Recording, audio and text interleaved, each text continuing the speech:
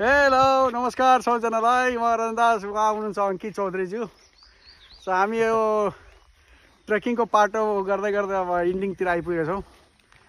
तपाईहरु पनि आउनु होला यस्तो राम्रो ब्युटिफुल रमणीय ठाउँ जुन कि बागमती नगरपालिका र सिन्धुली जिल्लाको बोर्डरमा पर्छ हैन अब हामीले त आजको भ्यायौं अब त्यही हो तपाईहरु पनि आउन सक्नुहुन्छ आफ्नो टाइम मिलाएर आउनुस् this is good for health and good for community to explore the new things near you.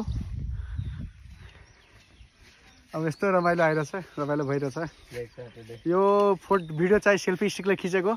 Phone चाहिँ आइफोन हैन अनि यो जुन मेन्टेन गरेको छु हामीले जुन मोटापा घटाउनलाई त्यो गुड फिटनेस सेन्टरमा हो त्यसैले तपाईहरु सबजना आउनु होला हेर्नुस् हरियाली हरियाली त हुन त नेपाल त हरियाली नै छ तर पनि यस्तो धेरै धेरै धन्यवाद जोडिनु भएकोमा धेरै धेरै धन्यवाद थ्यांक यू सो मच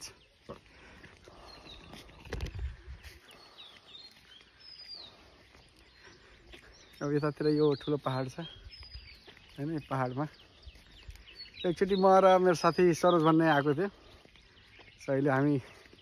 यता पहाड छोडेर यता तल झरिसकेका छौँ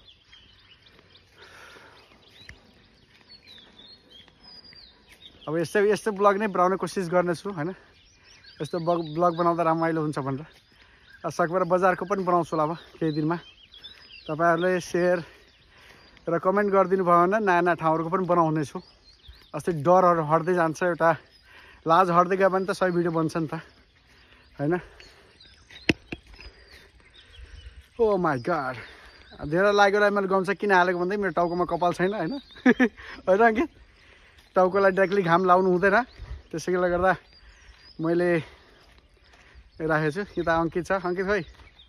कता हो ओ माय गॉड म गाडी जान्छु तिमी पछाडि आउनु तपाईँ भिडियोमा आउँछ तिमी के अलि सिंगल फ्रेम भएन नि त